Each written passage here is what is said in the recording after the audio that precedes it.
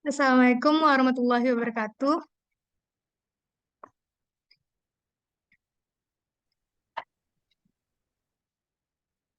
Suara untuk kakak. Nah, kita percepat aja ya. Nah, sekarang kita coba bahas yang ini. Disuruh bikin laporan laba rugi dan penghasilan komprehensif lain PT Atlanta tahun 2019.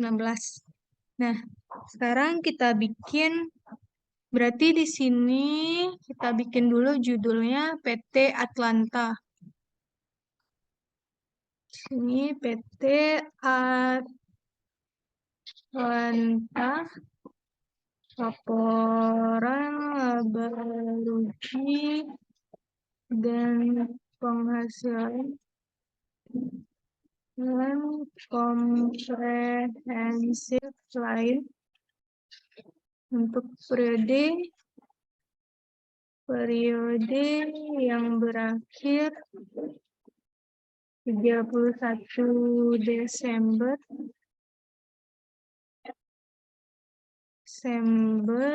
2019. Nah, di sini berarti yang pertama itu pasti sales kan. Kita lihat di sini yang mana sales. Di sini dia rent revenue nanti berarti masuk pendapatan lain-lain. Nah, di sini ada gross sale.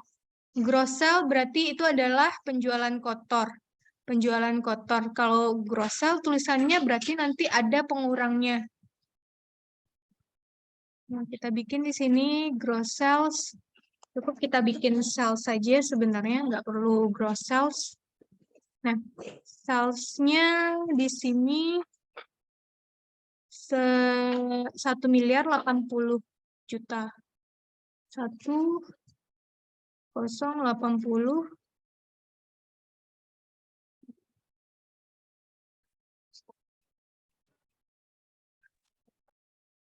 Habis itu kita cari pengurang dari sales. Pengurang dari sales di sini ada sales discount 5 juta. Kita masukin sales discount. Pengurang sales berarti kan sales discount sama sales return and allowance. Sales discount. Habis itu sales return and allowance.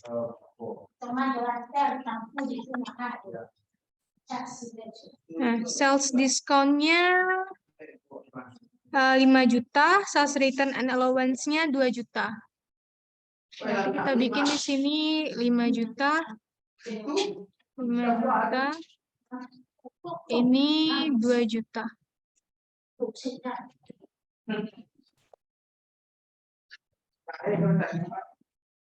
Nah, sales dikurang dengan sales discount, kemudian dikurang dengan sales return and allowance, itu namanya net sales. Nah, net sales berarti di sini kita zoomkan. Kita bikin di sini aja.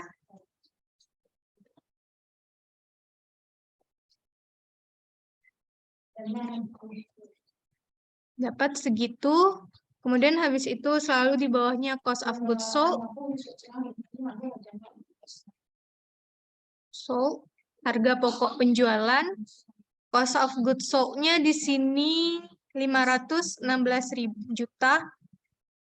Berarti kita kurang, berarti dia minus 516 juta. Nah, kemudian habis itu net sales dikurang cost of goods sold, dapat nanti gross profit.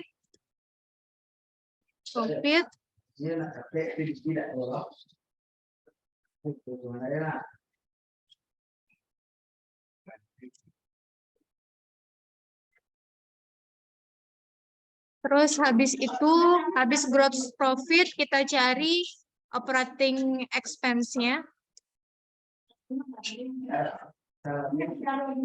Expense.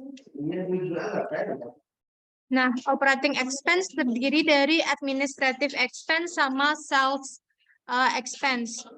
Nah, di sini udah dijabarinnya, enggak dijabarinnya, langsung aja dua ini.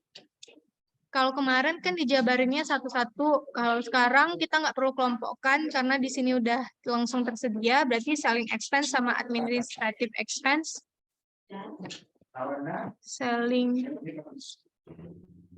Selling expense sama di sini administrative expense.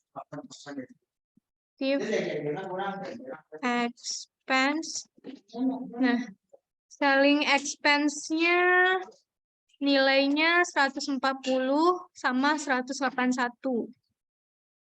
140 juta sama 181 juta. 181 juta. Nah, terus habis itu kalian di sini boleh nggak bikin min-nya? Berarti kan kurung nih, karena ini Excel, berarti kalau bikin besok kan ujiannya di kertas, kalian kurung aja. Berarti total, nggak perlu bikin total operating expense-nya, nggak apa-apa juga sih. Bikin aja total operating expense. Taruh di sini dulu sama dengan sum.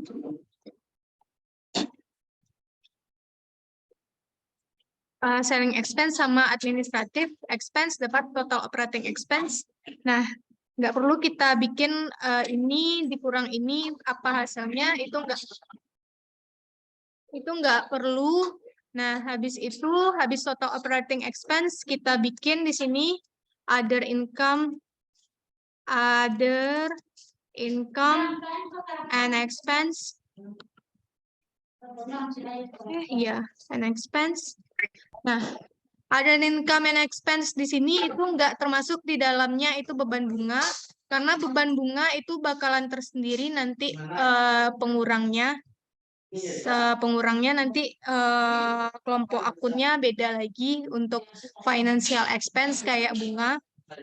Jadi other expense, other income and expense itu yang di luar operasi perusahaan.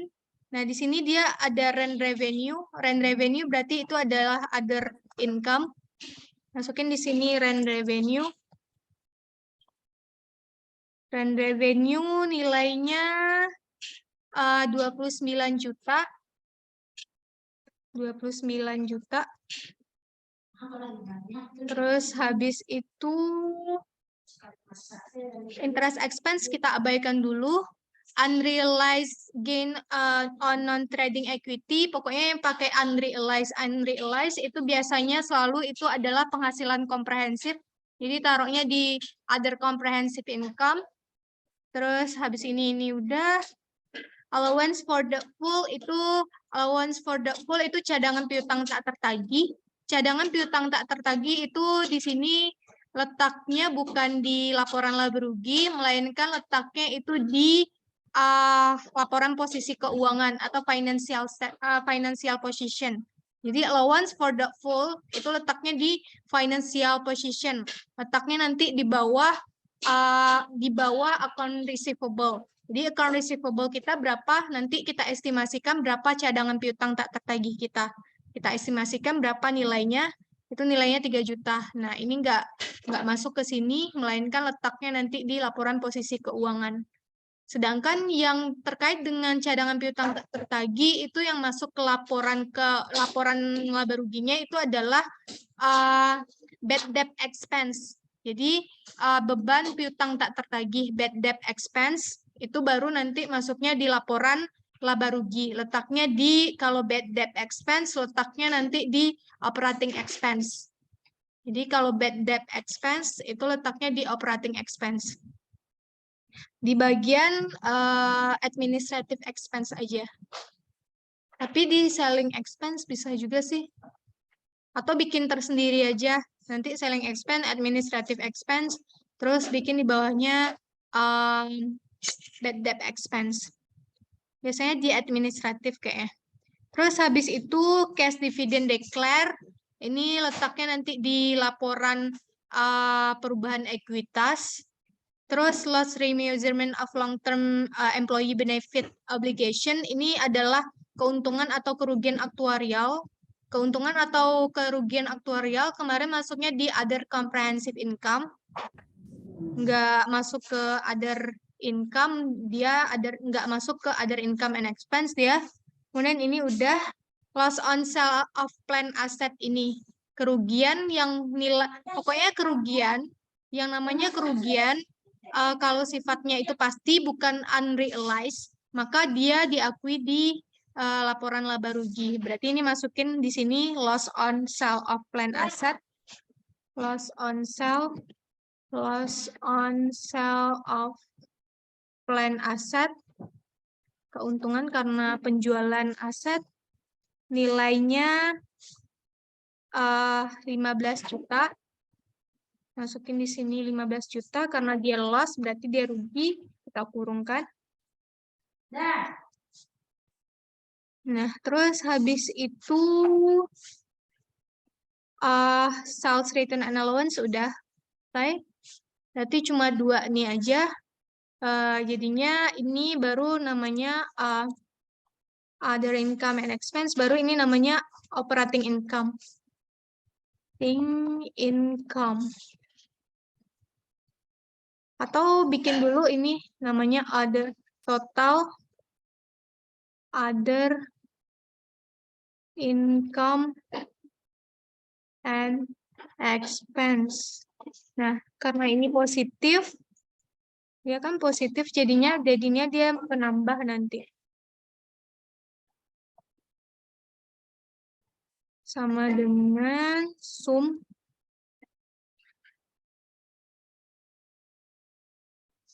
Kalau hasilnya positif, berarti dia nanti ditambahkan. Kalau hasilnya negatif, dia dikurang.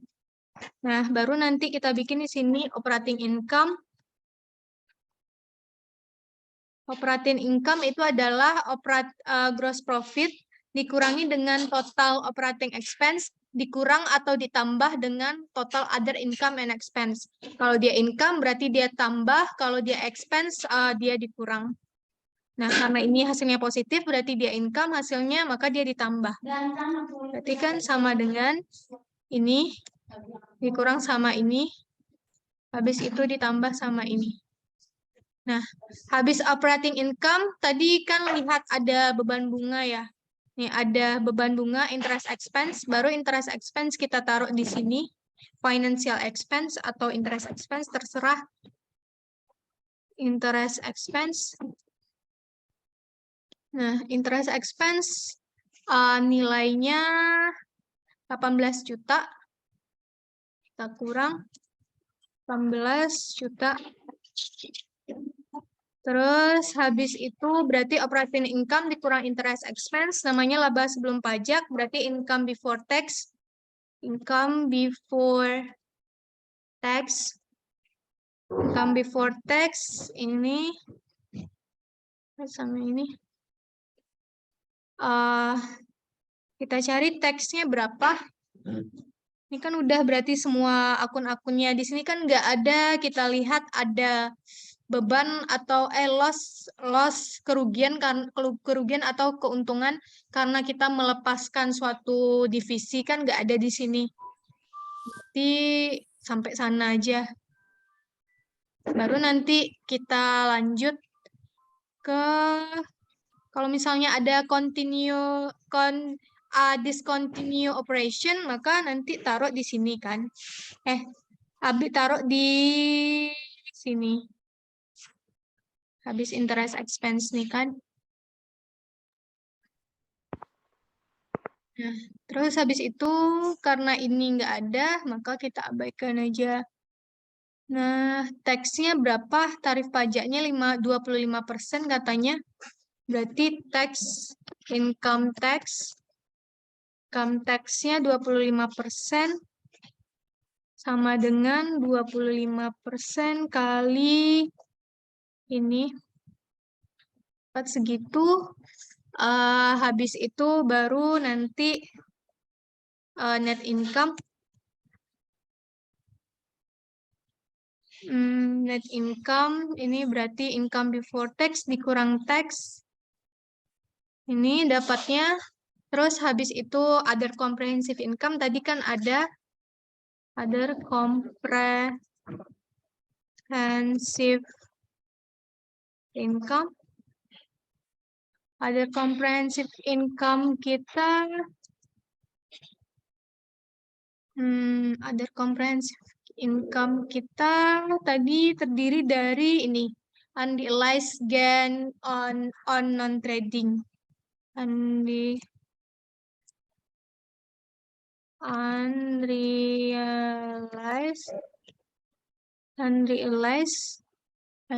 apa? Gain on non trading. Gain on non trading. Kalian lanjutin aja sendiri apa kalimatnya. Nilainya 31 juta. 31 juta. Terus habis itu unrealized. Ini udah. Loss of remeasurement of long term. Loss on remeasurement. Ya. Loss of remeasurement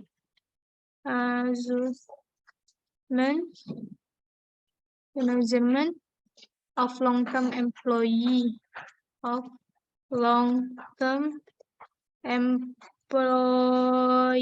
Keuntungan atau kerugian aktuarial ini namanya.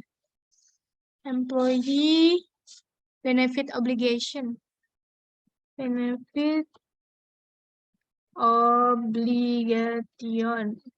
Nah, ini nanti belajarnya kayaknya di Intar 3 deh. Terus sekarang. Dana pensiun.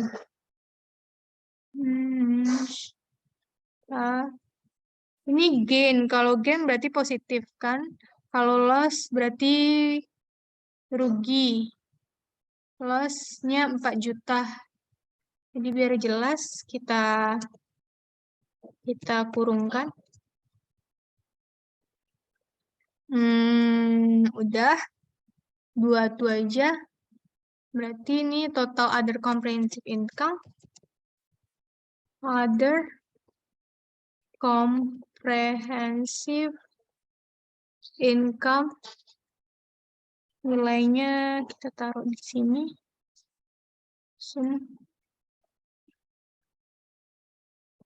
Nah, karena hasilnya positif, maka ini dia menambah net income. Karena ini positif, berarti dia menambah net income. Nah, jadi di sini namanya income and other comprehensive income. Income and other comprehensive income. Nah, nilainya ini ditambah sama ini. Net income tambah sama total other comprehensive income-nya. Dapatnya segitu. Terus habis itu kita di sini ada ini kan, kepemilikan minoritas. Kepemilikan minoritas ini itu nanti jadi laba ini akan kita bagikan, laba itu nanti akan diatribusikan ke pemegang minoritas dan kemudian ke kepentingan induk. Jadi nanti itu terkait dengan kepemilikan saham. Kepemilikan minoritas berarti 5% aja yang tidak memiliki hak pengendali atas perusahaan. Sedangkan kalau yang mayoritas atau induk itu memiliki kendali atas perusahaan. Nah, jadi nanti laba tadi akan kita atribusikan ke si pemilik tadi. Pemilik tadi ada 2, minoritas sama mayoritas. Jadi laba tahun berjalan, net income yang akan kita atribusikan, nanti kita bikin pembagiannya yang net income aja dulu. Terus habis itu kalau income and other comprehensive income kalau diatribusikan berapa juga. Nah, sekarang kita bikin aja net income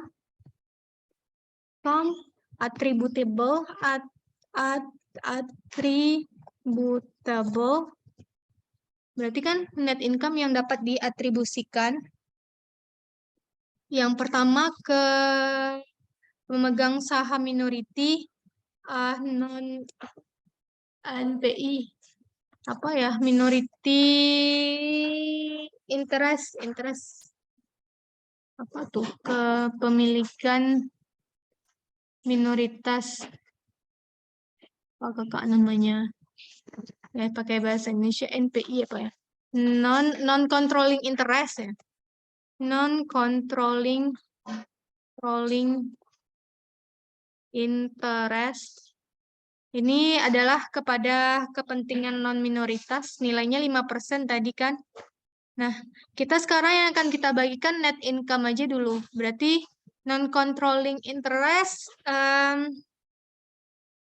non-controlling interest katanya tadi 5% ya kepemilikannya. Berarti 5% dikali sama net income kita, ini net income kita 174 juta. Berarti ini nilainya. Terus habis itu controlling interest. Controlling interest itu yang induk perusahaan itu. Ini interest. Controlling interest itu atau kepentingan mayoritasnya atau induk perusahaan. Lihat aja di yang kakak bagikan contoh laporan laba ruginya. Karena ini 5%, berarti untuk controlling interest itu kan untuk kepentingan yang pengendali atau induk perusahaan itu kan berarti kan 95% ya. 95% sama dengan gitu. Sama dengan 95% dikali laba kita ini kan tadi. Nah, dapat segitu. Berarti total net income attributable harus 174 juta tadi. Ini sama dengan tambah sama ini. Nah, 174 juta kan. Terus habis itu yang ini lagi income and other comprehensive income. Ini yang kita attributable lagi. Udah, kita salin aja. Income and other income, income attributable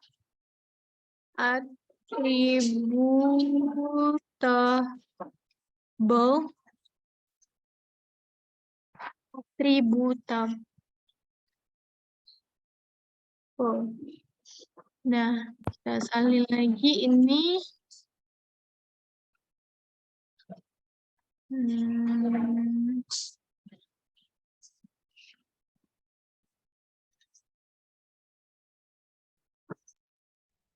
Total. Nah, ini nilainya tadi kan kalau income and other comprehensive income nilainya 201.000. Untuk non-controlling interest 5% tadi kan, berarti 5% dikali 5% dikali ini 201 juta. Terus controlling interest berarti 95%. 100% dikurang 5%. Nah, kali ini. Nah, kita jumlahkan.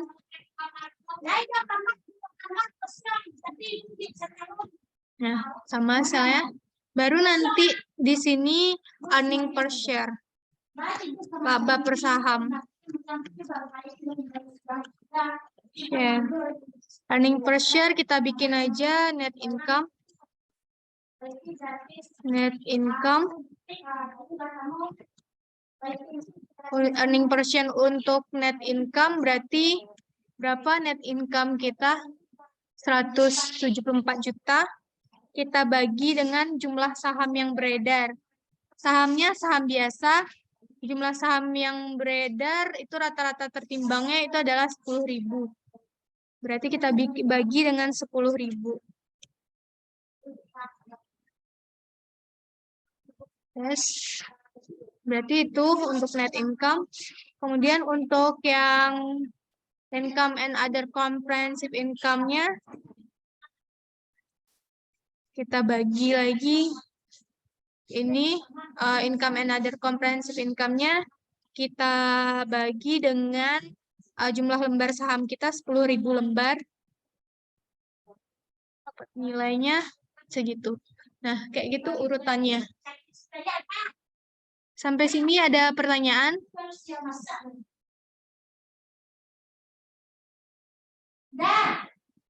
Sampai sini nggak ngerti ya.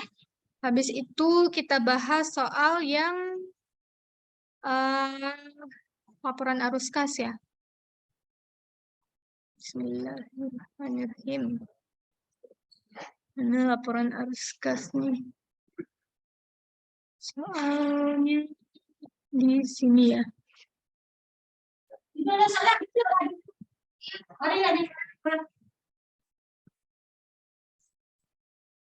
Mana ya?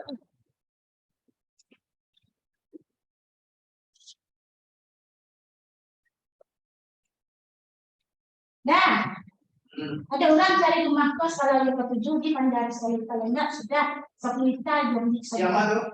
Kamar nomor 6 dan nomor 7. Kita bahas yang ini. Biasanya di sini PT Akun Jaya memiliki akun-akun laporan posisi keuangan pada tanggal 31 Desember 2018 dan 31 Desember 2019 sebagai berikut. Nah, disuruh siapkan laporan arus kas untuk tahun 2019. Nah, di video yang kakak kasih itu kan pakai metodenya langsung sama tidak langsung. Nah, yang biasanya digunakan itu metode tidak langsung. Jadi biasanya soal-soal ujian tuh metode tidak langsung. Jadi kalian pelajari aja, lebih utamanya itu metodenya metode tidak langsung. Beda antara metode langsung sama metode tidak langsung itu hanya di operating activities-nya aja. Sedangkan ke bawahnya itu sama. Nah, sekarang kita bikin nama perusahaannya apa tuh? PT Akun Jaya. Sini aja. PT Akun Jaya. Laporan arus kas, cash flow, statement. Laporan arus kas untuk periode, karena dia nggak balance, maka nggak harus sama gitu antara kiri atau kanannya. Nggak ada kewajiban harus balance dia, maka untuk periode yang berakhir selalu. Kalau dia ada balance-nya, harus balance hasilnya, maka 31 Desember aja, tahun berapa. Untuk periode yang berakhir, 31 Desember 2019. 31 Desember 2019. Nah, pertama ada 3 activities. Yang pertama operating activities dulu. Activities. Nah, operating activities itu kalau metodenya tidak langsung dimulai dari net income.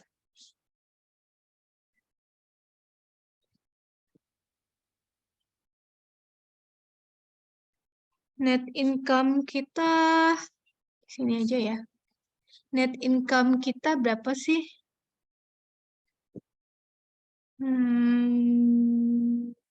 Nggak ada nih dong. Tim susunan equipment harga perolehan akumulasi selain dilakukan pembelian equipment dividen di Indonesia. Nih, laba bersih perusahaan adalah 170.000. Kita bikin saya lihat saya situ nih. 170.000. Nah, bikin net income-nya. Terus kita tambah dulu atau kita kurangi dulu dengan pendapatan atau beban yang itu nggak ada duitnya. Pendapatan atau beban itu yang nggak ada duitnya.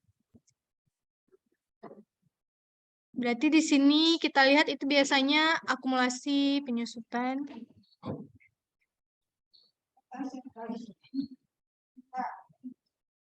Nah, biasanya nih, beban depresiasi tahun 2019 itu adalah 17.000. Nah, beban depresiasi itu kan nggak keluar kas kan, tapi dia mengurangi laba. Mengurangi laba. Kalau laporan laba rugi itu kan sifatnya accrual based.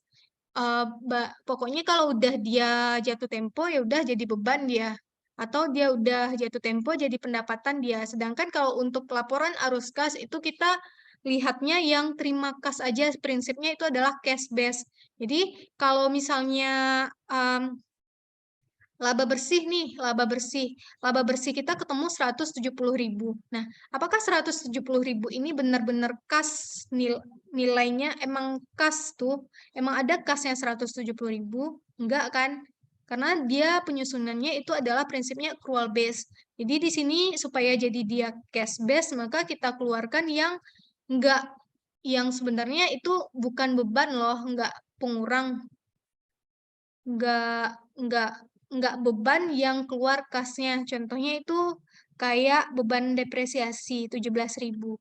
Nah, beban depresiasi ini tadi kan mengurangi laba kan, mengurangi penjualan. Jadi dia di laporan laba rugi itu dia sebagai pengurang, sebagai pengurang pendapatan. Nah, seharusnya karena dia kita nggak keluar duitnya, maka dia nggak seharusnya dia jadi pengurang karena jadi pengurang. Nah, jadi kita masukin dia lagi. Jadi sebenarnya beban depresiasi itu kalau di cash base itu nggak ada. Maka sebelumnya dia dikurang, maka karena dia nggak ada, berarti kita tambahkan lagi. Supaya dia jadinya nggak ada. Soalnya sebelumnya dia dikurang, maka di sini dia jadi penambah. Jadi di sini beban depresiasi, depreciation expense,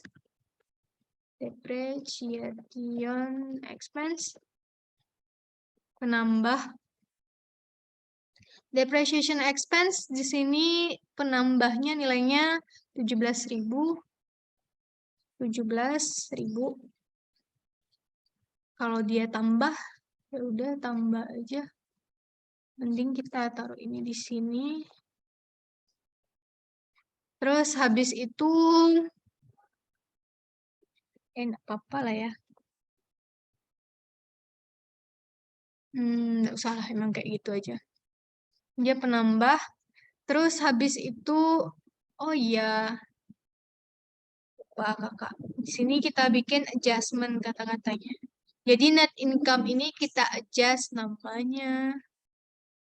Kita adjust, kita sesuaikan nilainya supaya dia jadi cash base.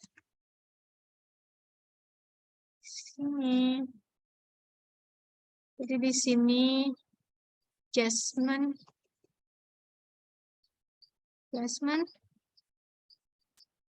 depreciation expense. Nah, setelah kita lihat depreciation expense, habis itu kita lihat aset atau liabilitas yang sifatnya itu jangka pendek. Kita lihat kenaikan atau penurunannya. Jadi yang kita lihat itu adalah aset yang jangka pendek atau liabilitas jangka pendek. Nah, cash di sini kita abaikan. Cash kita abaikan karena cash nanti hasilnya ini ketutup. Nah, hasil cash yang terakhir nanti harus 202.000. Cash kita abaikan, pokoknya yang sifatnya aset jangka pendek selain cash yang kita perhatikan kenaikan atau penurunannya. Nah, tahun 2018 jumlah account receivable itu kan berarti aset jangka pendek tuh 185.000 nilainya. Di tahun 2019 itu 180.000. Nah, berarti mengalami penurunan. Account receivable mengalami penurunan di sini, decrease dia sebanyak 5.000. Nah, ketika account receivable kita naik, berarti gini, kalau account receivable kita naik, berarti kas yang kita terima berkurang. Kenapa kayak gitu? Karena kita jual barang nih, tapi orang tuh ngutang, nggak belinya secara cash. Harusnya kalau kita nggak ngutangin ke orang tersebut, berarti kita terima cash kan? Tapi kalau misalnya kita utangin ke orang itu, berarti cash yang kita terima berkurang. Jadi ketika account receivable itu naik nilainya, maka dia mengurangi. Maka adjustment-nya di sini adalah sebagai pengurang. Tapi masalahnya di sini account receivable kita itu berkurang nilainya. Kalau account receivable kita berkurang, berarti kan ada yang bayar hutang ke kita. Dibayar piutangnya.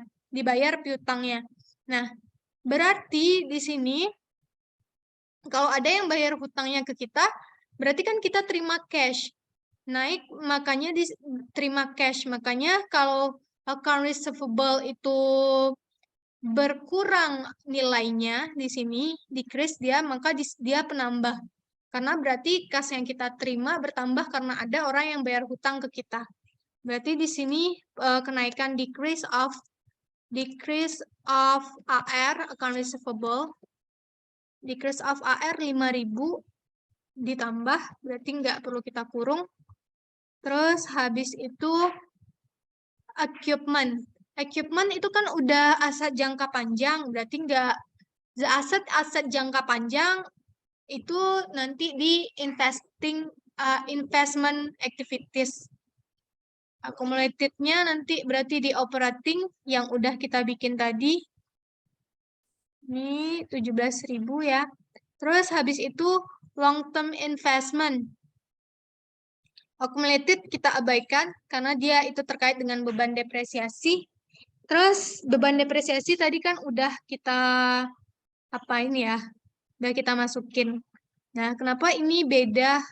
Harusnya decrease-nya kan 17.000 juga nih. Ini kan harusnya increase-nya kan ini juga 17.000, ini juga 17.000. Tapi kenapa ini 12.000? Karena di sini ada akumulasi penyusutan atas long term investment yang dijual.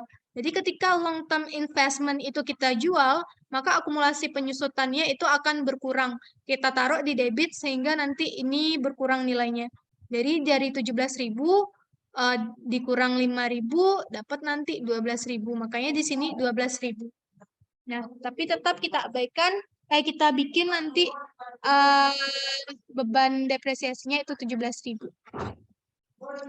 Nah, kemudian habis itu ini udah long term, berarti masuknya ke investment. Kemudian kita lihat liability. Liability yang kita masukkan itu adalah liability yang jangka pendek. Liability jangka pendek ini current liability dari awalnya itu 31 Desember 2018 nilainya 151 turun jadi 134. Nah, current liabilities ini berarti kalau dia meningkat, berarti kita terima pinjaman. Meningkat nilainya liabilities nih, berarti kita terima pinjaman, berarti kita dapat kas. Maka dia ditambah. Tapi kalau misalnya current liability kita berkurang, berarti kita bayar hutang, berarti kurang kas kita. Nah, di sini current liability kita nilainya berkurang, kita berarti bayar kas, berarti dia jadi pengurang. Jadi ini 17.000 decrease of current liabilities berkurang ya decrease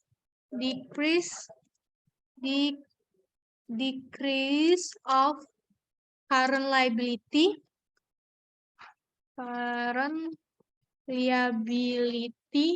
Nah, decrease of current liability tadi kan mengurangi tuh karena kita berarti bayar hutang.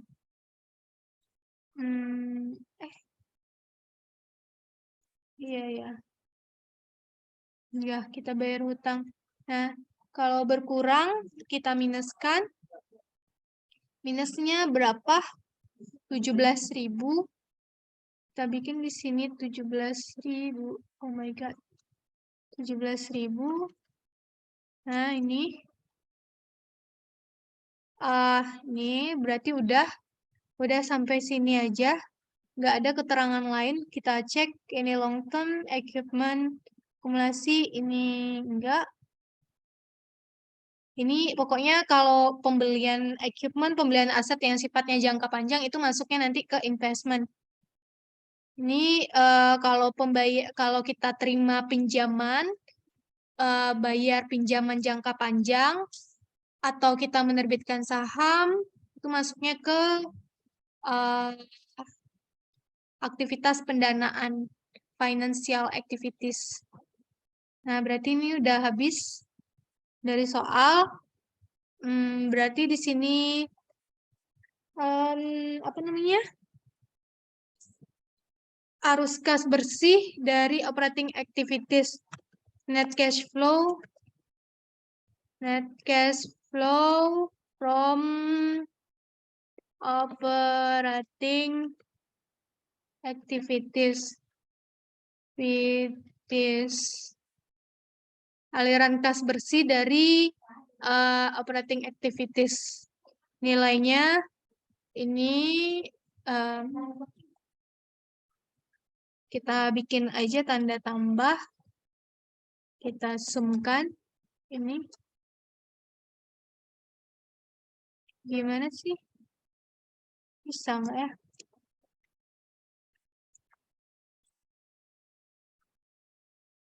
Oh, bisa.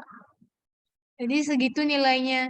17.000 tambah adjustment-nya 22.000 dikurang 17.000. Berarti 5.000. Kan? 5.000 tuh hasilnya positif. Berarti 170.000 tambah ini. 175.000. Nah, terus habis itu, habis operating activities, investing activities,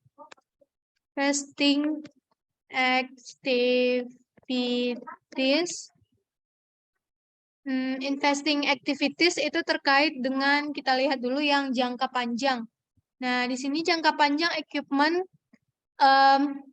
2018 240.000 naik jadi 258.000. Nah, berarti di sini ada penjualan. Nah, berarti di sini kalau nilainya bertambah, nah ini nilainya bertambah. Nah, nilai bertambah ini kalau misalnya nggak ada keterangan dia dijual atau dibeli, maka kalau dia bertambah berarti kita bikin aja pembelian aset, pembelian equipment.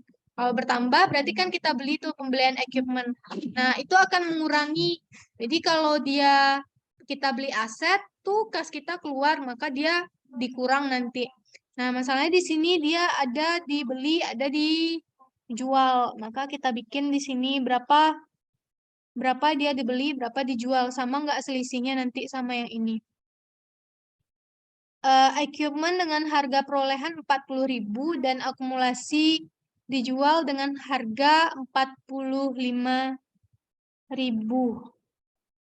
Nah, di sini kita bikin penjualan aset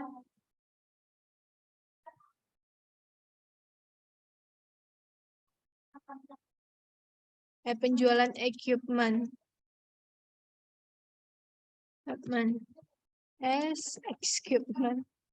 Equipment. Nah, Kakak di sini kayaknya ada yang kurang. Nah, penjualan equipment itu berapa kas yang kita terima, itu yang kita catat, dijual seharga 45.000 ini kayaknya. Dijual dengan harga 45.000, berarti 45.000 ini yang kita catat kasnya 45.000. Nah, di sini ini equipment dengan harga perolehan 40.000 dan akumulasi penyusutan 5.000 dijual dengan harga 45.000. Itu berarti kan ada itu ya. Ada laba atau rugi penjualan equipment. Nih, cara mencari laba atau rugi dari penjualan aset itu adalah nilai buku dibandingkan dengan harga jual. Nilai buku itu adalah harga perolehan dikurangi dengan akumulasi penyusutan. Nah, 40.000 dikurangi 5.000, 35.000. Nah, nilai buku dari aset ini 35.000, tapi dijual dengan harga 45.000. Dijual dengan harga 45.000. Dia 35.000 nilainya sebenarnya, tapi dijual 45.000. Berarti dapat untung kita itu sebanyak berapa? Sebanyak dia 35.000, 10.000 kan?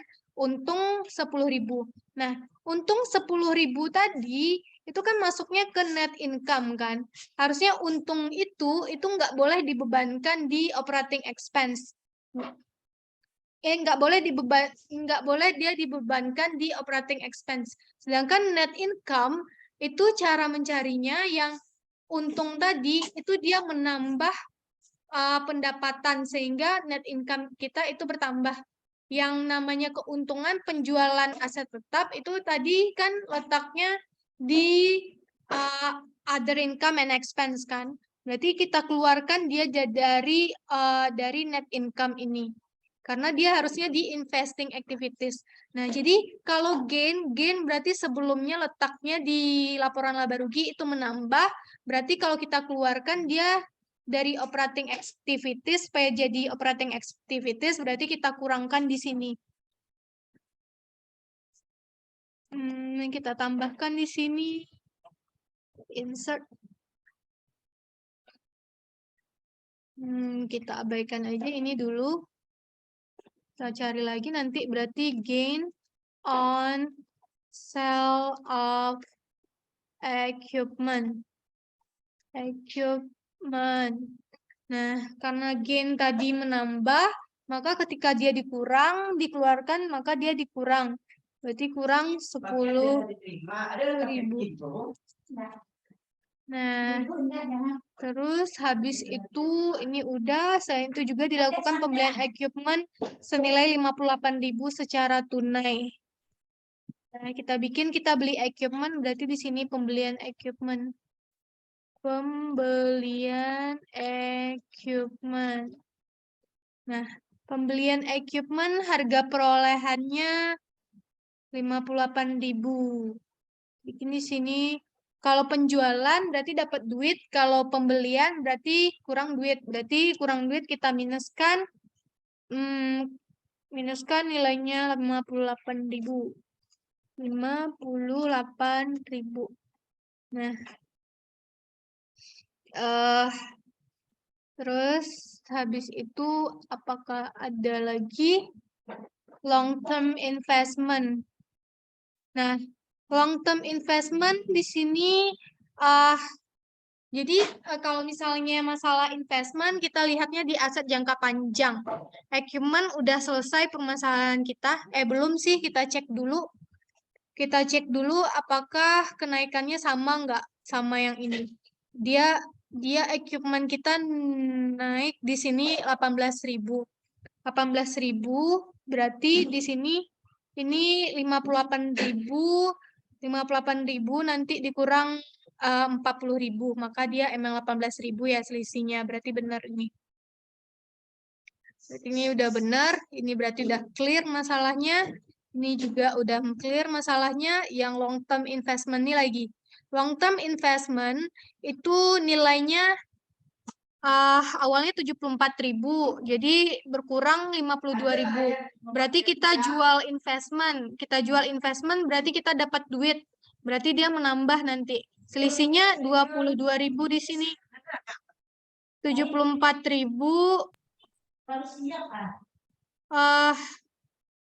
74.000 ini turunnya 22.000. Nah, di sini katanya long term, berarti di sini nilai buku dari long term investment yang kita jual itu adalah 22.000. Nah, 22.000 nilai bukunya. Katanya dari nilai buku itu dia rugi 7.000. Berarti berapa sih kita jual sebenarnya long term investment ini? Nilai bukunya sebenarnya 22.000, rugi 7.000. Berarti kan di bawah nilai buku ini 7.000 nih. Kita jualnya, berarti kita jualnya itu adalah 15.000. 22.000 dikurangi 7.000. Berarti di sini penjualan long term investment. Ini benar-benar harus dianalisis. Kayaknya kalau nggak rajin latihan susah. Jadi dia berapa tadi? Ruginya di sini 7.000. Berarti di sini duit yang kita dapatkan itu adalah 15.000. 22.000 karena dia rugi berarti kan di bawah nilai buku tuh. Nilai bukunya 22.000. Berarti ruginya 7.000. Berarti yang kita dapat duit 15.000. Berarti 15.000 karena jual berarti positif 15.000. Nah, ditambah lagi di sini karena keuntungan atau kerugian dari penjualan aset jangka panjang itu nggak boleh diakui di operating activities, maka dia kita keluarkan dari operating activities. Kita lakukan penyesuaian atas net income-nya. Nah, berarti di sini kita tambahkan loss on sale of investment, long term investment 7.000. Kalau loss sebelumnya dikurang, berarti ketika dia disesuaikan, berarti dia ditambah. Berarti positif di sini. Nanti aja. Ini aja di sini.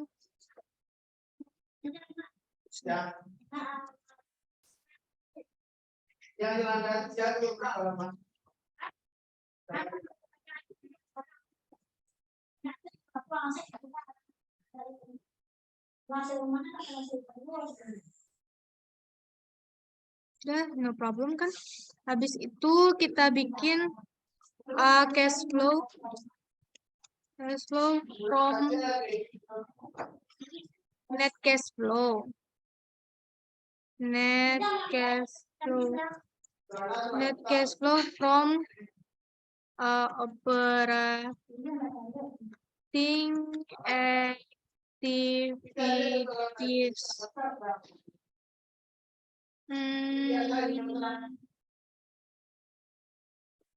Ini tambah sama ini karena hasilnya positif kan, makanya kita tambah.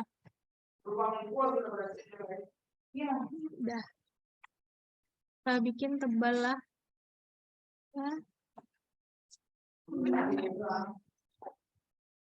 Nah, investing activities.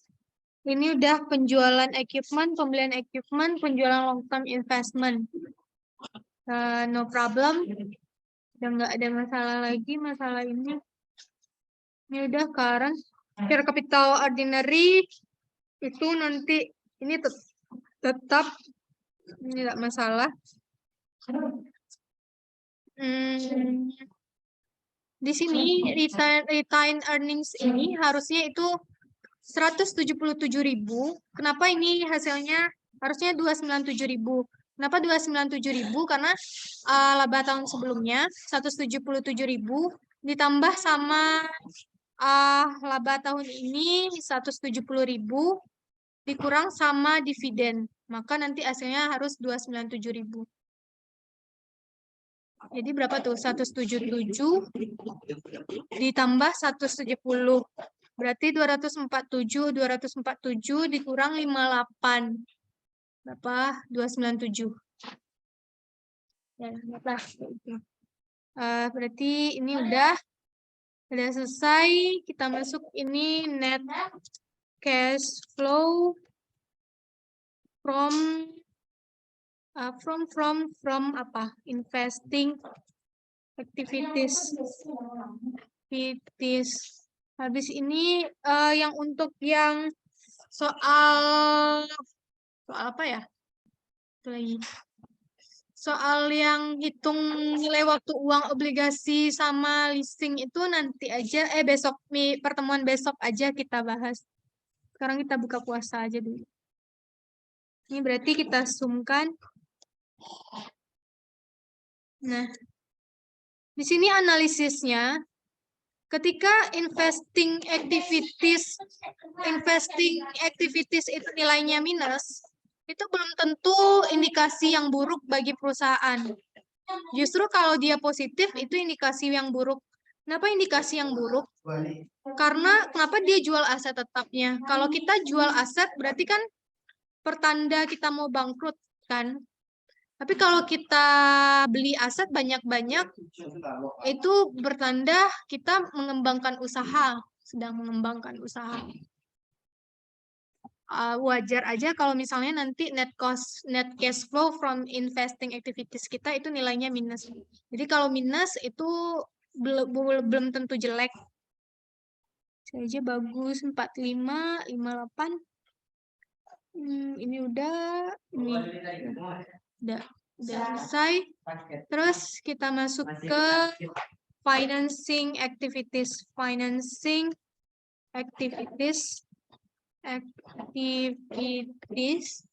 Kakak cepat aja ya. Nanti kalian lihat aja recordnya, tanya lagi mana yang kurang paham. Biar cepat selesai kita ini. Financing activities itu terkait dengan kita lihat kita punya liability jangka panjang nggak di sini. Terus saham, ada penerbitan saham atau enggak. Nah, itu masuknya nanti ke financing activities. Atau nanti kalau misalnya beban bunga untuk hutang jangka panjang itu bisa masuknya ke operating activities atau financing activities. Kalau kakak suka letaknya di financing activities karena dia termasuk biaya-biaya yang kita keluarkan karena kita melakukan pendanaan kan. Nah, berarti di sini kita nggak punya hutang jangka panjang. Terus habis itu share capital kita juga tetap. Kita lihat di sini bayar dividen. Dividen ini bisa masuk operating activities, bisa masuk financing activities. Nah, kakak lebih suka masuknya ke financing activities. Kenapa? Karena dia itu bayar dividen kan karena kita menerbitkan saham untuk pendanaan. Maka di sini kita taruh aja dividen ini di financing activities. Di sini kita bayar dividen 50.000. Karena kita bayar dividen, berarti duit keluar. Berarti dividen, payment of dividend, of dividend. Dividennya dividen cash tentunya. Payment of dividend nilainya, karena kita cuma punya satu financing activities-nya, maka kita taruh aja di ujung sini. Langsung kita kurangkan. Berapa ya? Nih, 50.000. Kita kurang aja langsung 50.000. Nggak perlu kita cari financing activities netnya berapa, net cash flow-nya berapa, nggak perlu. Karena dia satu aja nilainya, satu aja komponennya. Nah, habis itu kita jumlahkan operating, kita jumlahkan investing, kita jumlahkan yang financing. Nilainya berapakah? Sama dengan ini, tambah sama ini. Kalau dia minus berarti dia dikurang. Tambah sama ini udah minus juga. Nah, dapatnya 124.000. Nah, 124.000 karena hasilnya positif, berarti dia kenaikan. Kenaikan tadi increase ya. Increase of cash flow. Kenaikan increase of cash. Increase of cash flow. Peningkatan arus kas namanya. Kalau dia minus hasilnya berarti penurunan. Terus habis itu kita bikin di sini berarti kas tahun berjalan tuh bertambah segini. Terus kita tambah sama cash awal. Cash awal kita di tahun berapa ini? 2019 berarti cash 1 Januari 2019. 1 Januari 2019 berarti itu tahun 31 Desember 2018. Kita lihat cash. Ini cash 31 Desember 2018 itu berarti 1 Januari 2019. Nilainya 78.000. Kita masuk di sini 78.000. Nah, sekarang kas kita bertambah 124.000. Terus habis itu tahun lalu ada kas kita 78.000. Berarti kas kita tahun ini adalah cash 31 Desember 2019 itu adalah kita jumlahkan karena dia nambah, karena dia increase ini berarti dia ditambahkan kan, kalau dia decrease berarti dia dikurangkan. Sama dengan ini. Ya Allah. Tambah sama ini. 202.000. 202.000 ini harusnya nilainya sama ini. Nah, nih, sama kan? Berarti kita udah benar. Itu tanda kita udah benar atau belum. Udah, sampai sini aja. Silakan diulang-ulang aja lagi dibahas soal mengenai arus kas ini nanti lagi di buku kan ada soal-soalnya itu kalian coba bahas. Udah, sampai sini ada pertanyaan? Halo? Sampai sini ada pertanyaan? Udah pada buka puasa semuanya? Kalau nggak ada, kita akhiri aja pertemuan kita hari ini. Lebih dan kurang mohon maaf. Assalamualaikum warahmatullahi wabarakatuh. Kayaknya udah pada buka.